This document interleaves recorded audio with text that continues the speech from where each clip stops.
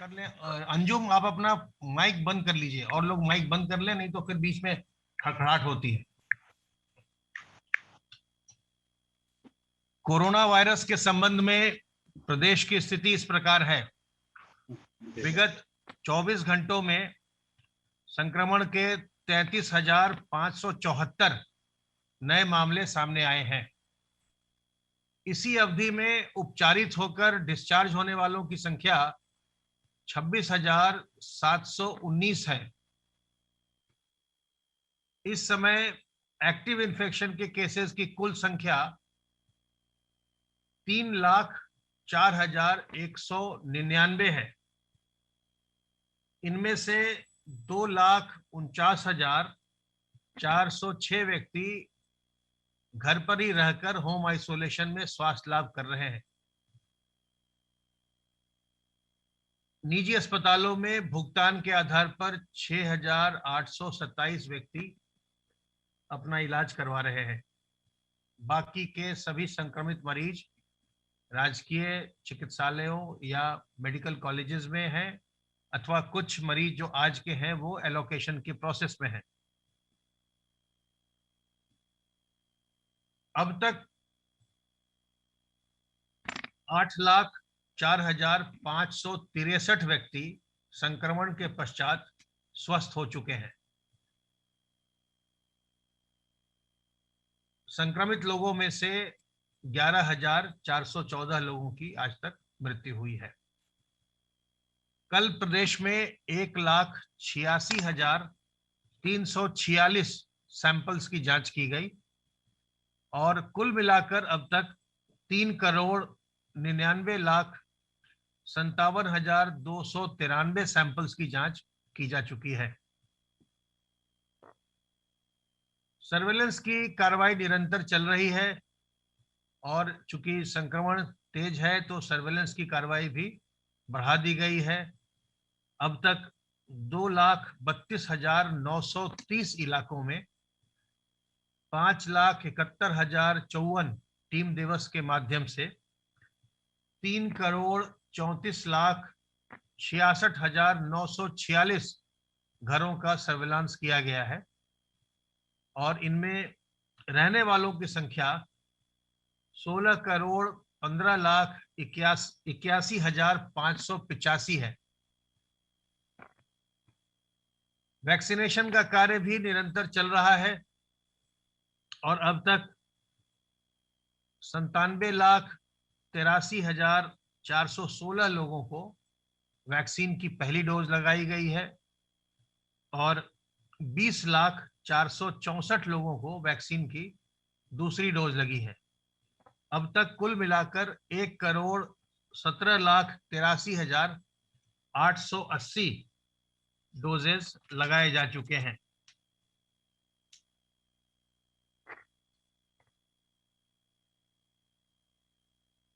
निजी अस्पतालों और निजी प्रयोगशालाओं, इनके लिए दरें निर्धारित हैं और इन दरों से अधिक चार्ज करना किसी मरीज से ये कानूनी दृष्टिकोण से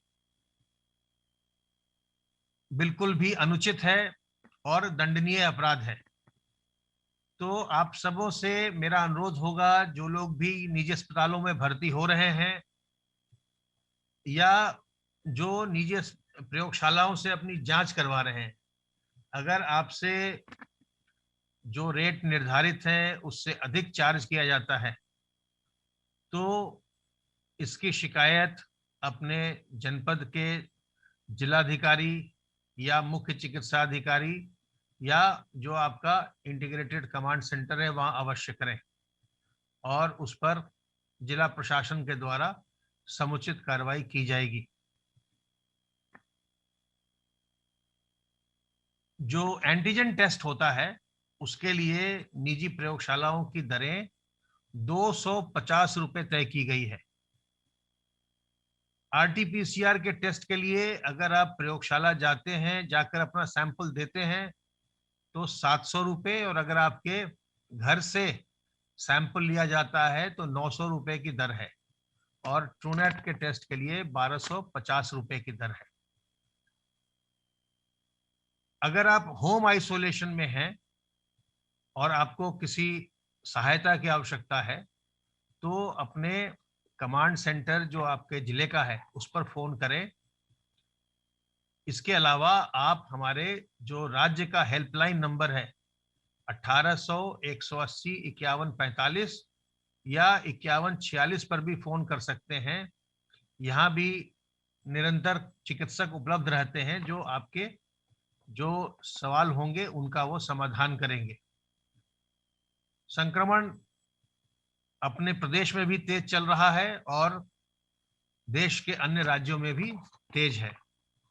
ऐसे में हमें भीड़ भाड़ वाली जगहों से बचना चाहिए, यात्रा आदि से बचना चाहिए और सावधान रह करके संक्रमण से खुद भी बचना चाहिए और अपने जो इष्ट मित्र हैं, सगे संबंधी हैं, पास पड़ोस के व्यक्ति हैं, उन्हें भी हमें संक्रमण से बचाना चाहिए। उन्हें भी हमें जो संक्रमण से बचने के तरीके हैं उनके बारे में बताना चाहिए और उनको प्रेरित करना चाहिए कि वो भी अनावश्यक घर से बाहर न निकलें और घर पर रह के ही अगर आवश्यकता है चिकित्सकीय सलाह की तो ई संजीवनी पोर्टल का इस्तेमाल करिए। ई संजीवनी पोर्टल पर आप घर बैठे अपने मोबाइल फोन या अपने कंप्यूटर से, डेस्कटॉप लैपटॉप से आप आसानी से चिकित्सकों की राय घर बैठे वीडियो कॉलिंग के माध्यम से ले सकते हैं। तो इस समय उपयुक्त यही है कि हम घर से बाहर कम से कम निकलें और जो हमारे बड़े बुजुर्ग हैं या जो हमारे पहले से बीमार या कमजोर व्यक्ति हैं उनको हम ये देखें, कोशिश करें कि वो घर से बाहर न निकले, घर के भीतर सुरक्षित रहें और संक्रमण से मुक्त रहें। अपने हाथ को साबुन पानी से बार बार साफ करिए। अपने मुंह और नाक को ढककर रखिए। मास्क, रुमाल, गमछा, दुपट्टा आदि लगाइए जिससे कि मुंह और नाक अच्छी तरह से ढका रहे और लोगों से दूरी बनाइए क्योंकि आप नहीं जानते कि जिससे आप बातचीत कर रहे हैं वो व्यक्ति संक्रमित है या नहीं है, क्योंकि 80-85% लोगों में कोरोना के कोई लक्षण नहीं आते हैं। इसलिए हर एक व्यक्ति से थोड़ी दूरी, 2 गज की दूरी बनाकर ही बातचीत करना उपयुक्त है और अपने मुंह और नाक को हर समय ढकना चाहिए। किसी प्रकार के बहकावे में या अफवाहों में ना आए। जो सूचना बिल्कुल ऑथेंटिक है उसके बारे में आपको हम जानकारी देते हैं। जो ट्रीटमेंट के भी तरीके हैं, होम आइसोलेशन में जब आप होते हैं तो दवाओं का जो आपको पैकेट मिलता है या जो दवाओं के बारे में अगर आप आ, हमारे कमांड सेंटर से पूछेंगे तो आपको वो प्रिस्क्रिप्शन भी आसानी से उपलब्ध करवा देंगे। उसको आप हमारे एनएचएम के वेबसाइट पर भी देख सकते हैं। जो लोग होम आइसोलेशन में हैं उनके लिए क्या दवाइयाँ उपयुक्त हैं ये हमने वहां भी डाल रखा है। तो जो अधिकृत जानकारी है उसी के आधार पर काम करें और अगर आपको थोड़ी बहुत ऑक्सीजन की कमी हो रही है तो ऐसे में आप पेट के बल लेट करके अगर आप गहरी सांस लेते हैं तो उससे ऑक्सीजन बढ़ता है जिसे हम प्रोन पोजीशन कहते हैं। तो उसका भी उपयोग करिए। स्टीम को इनहेल करिए, भाप लीजिए, गर्म पानी का सेवन करिए, नीम की पत्तियों का सेवन करिए, अजवाइन के अर्क का सेवन करिए, अपनी इम्यूनिटी को बूस्ट करिए और व्यायाम करिए, प्राणायाम करिए। इससे आपके फेफड़े की ताकत बढ़ती है, इससे आपका शरीर मजबूत होता है और प्रतिरोधक क्षमता भी बढ़ती है। तो सावधान रहिए, सतर्क रहिए, संक्रमण से बचे रहिए। मन में किसी प्रकार की दुविधा हो तो हमारे हेल्पलाइन नंबर 1800 180 5145 और 5146 पर फोन करिए। स्वस्थ रहिए, संक्रमण मुक्त रहिए और प्रसन्न रहिए। धन्यवाद अमित जी, आपने पूरी जानकारी दी और ये भी बताया कि कल जो है 26,719 व्यक्ति जो है संक्रमण से मुक्त होकर अपने, या तो वो घर में थे या अस्पताल में थे, जहां भी थे, और वो अब अपना ठीक हो गए हैं। संक्रमण से वापस आने वालों की संख्या बढ़ रही है और ये एक अच्छा संकेत है कि प्रदेश में संक्रमण में थोड़ी थोड़ी थोड़ी कमी आ रही है। प्रदेश में लगभग 3 लाख से अधिक संक्रमण के मामले हैं, जिनमें 2,50,000 से अधिक लोग जो हैं वो होम आइसोलेशन में है, घर पर दवा का सेवन करके उन्हें आराम मिल जा रहा है। माननीय मुख्यमंत्री जी ने आज ये निर्देश दिए हैं सभी स्वास्थ्य के अधिकारियों को कि जो होम आइसोलेशन में हमारे मरीज हैं उनसे टेली कम्युनिकेशन या उनसे टेलीफोन के माध्यम से उनसे संपर्क जरूर रखा जाए। उनकी दवाओं की किट उनके घर पहुंचाई जाए, 1 सप्ताह की दवाइयों की किट उनके घर पहुंचाई जाए, और ये सुनिश्चित किया जाए कि उन्हें किसी प्रकार की यदि ये समस्या आती है तो उन्हें तुरंत उसका समाधान भी दिया जाए। माननीय स्वास्थ्य मंत्री जी को निर्देशित किया गया है कि वह इसकी समीक्षा कर लें कि सभी होम आइसोलेशन में रहने वालों को उनसे एक संवाद स्थापित हो और उनको दवा मिले। यहाँ ये भी बताना है कि प्रदेश में ऑक्सीजन की आपूर्ति सुधारने का निरंतर प्रयास हो रहा है और पिछले कुछ दिनों में जो गैस की आपूर्ति विभिन्न देश के विभिन्न हिस्सों से जो लाई जा रही है उसमें लगातार बढ़ोतरी हो रही है। हालांकि ये अभी भी कुछ कुछ जगह समस्या कभी आती है, लेकिन समय से उस गैस को उपलब्ध कराकर वो समस्या दूर की जा रही है। किसी प्रकार की इस समय समस्या नहीं है। यहाँ ये भी उल्लेख करना है कि माननीय मुख्यमंत्री जी द्वारा ये निर्देश दिए गए थे कि कुछ चिकित्सालयों में अस्पतालों द्वारा, निजी अस्पतालों द्वारा एक आध जगह ऐसा प्रयास किया गया था कि उनके अस्पताल में ऑक्सीजन होने के बावजूद उनके द्वारा ऐसे नोटिस लगाए गए थे कि उनके यहाँ ऑक्सीजन नहीं है। ऐसे अस्पतालों के खिलाफ कार्रवाई करने को बोला गया था। इसको अफवाह बनाकर कुछ लोगों द्वारा इसका दुरुपयोग किया गया। केवल ये उन अस्पतालों के लिए था जहां पर ऑक्सीजन की उपलब्धता थी, परंतु उनके द्वारा इस प्रकार का गलत नोटिस लगाकर मरीजों को वहां से हटाने की कोशिश की गई, एक डर पैदा करने की कोशिश की गई, एक पैनिक फैलाने की कोशिश की गई। उनके खिलाफ कार्रवाई करने को बोला था। यदि जेन्युइनली वाकई कहीं किसी अस्पताल में ऑक्सीजन की कमी है और वो जिलाधिकारी को और मुख्य चिकित्सा अधिकारी को उनको अवगत कराना चाहिए। यदि वो उनके यहाँ ऑक्सीजन खत्म हो रही है तो जिलाधिकारी और मुख्य चिकित्सा अधिकारी उस प्रकार की व्यवस्था करेंगे कि वहां पर मरीजों को किसी प्रकार की कोई कठिनाई ना आए। प्रदेश में जितने भी टैंकर थे प्रदेश सरकार द्वारा अधिकृत कर लिए गए हैं, और भी अन्य जगहों से भी जो ऑक्सीजन की आपूर्ति के लिए टैंकरों की आवश्यकता है वो उसका प्रबंध प्रदेश सरकार कर रही है। प्रदेश सरकार द्वारा ट्रेन के माध्यम से भी गैस मंगाई जा रही है और इसके साथ साथ टैंकरों को हवाई जहाज के माध्यम से एयरफोर्स के जहाजों द्वारा बोकारो छोड़ा गया है और वहां से ट्रेन से टैंकर को वापस लाया जा रहा है ताकि जल्दी से जल्दी ऑक्सीजन जो है वो अस्पतालों में पहुंचाई जा सके। ये एक निरंतर चलायमान प्रोसेस है जिसको की कोशिश की जा रही है और प्रयास किया जा रहा है कि अधिक से अधिक मात्रा में ऑक्सीजन की उपलब्धता सुनिश्चित कराई जाए। यहाँ ये भी अवगत कराना है कि माननीय मुख्यमंत्री जी ने जैसा निर्देश दिया था उसका अनुसरण अब किया जा रहा है कि जो कोविड कमांड सेंटर है, हम विज्ञापन के माध्यम से, प्रेस के माध्यम से भी हर जिले के जो कोविड कमांड कंट्रोल सेंटर है उनके जो टेलीफोन नंबर्स हैं उनको हम सब जगह प्रसारित भी करा रहे हैं ताकि हर जिले में जो कोविड कंट्रोल कमांड सेंटर है उसके टेलीफोन की जानकारी रहे। माननीय मुख्यमंत्री ने निर्देश दिया और ये व्यवस्था पूरे प्रदेश में लागू कर दी गई है कि यदि कोविड कमांड सेंटर में कोई मरीज आता है और वो सरकार में जो सरकारी अस्पताल है वहां पर अगर कोई बेड उपलब्ध नहीं है तो उन्हें निजी अस्पताल में भेजा जाए, और निजी अस्पताल में जब भेजा जाए तो उसका व्यय सरकार वहन करेगी, उसका व्यय मरीज द्वारा वहन नहीं किया जाएगा। आयुष्मान भारत की दरें निश्चित है हर निजी अस्पताल के लिए, तो निजी अस्पताल में जो आयुष्मान की दरें निश्चित है उस पर सरकार द्वारा ऐसे मरीजों का भुगतान किया जाएगा। प्रदेश में हर जिले में 200-200 बेड अतिरिक्त सृजित किए जाने की निर्देश दिए हैं। इस प्रकार 15,000 बेड अतिरिक्त अभी हर जिले के हिसाब से सृजित किए जाने की कार्रवाई की जा रही है। बड़े शहरों में जहां पर संक्रमण ज्यादा है, बड़े जिलों में जैसे कानपुर, लखनऊ, प्रयागराज, वाराणसी, नोएडा, गाजियाबाद, इन सब में प्रतिदिन बेड की संख्या बढ़ रही है, आईसीयू के बेड की संख्या प्रतिदिन बढ़ाई जा रही है और उसको इस प्रकार बढ़ाया जा रहा है कि किसी को भी बेड प्राप्त करने में कठिनाई ना हो।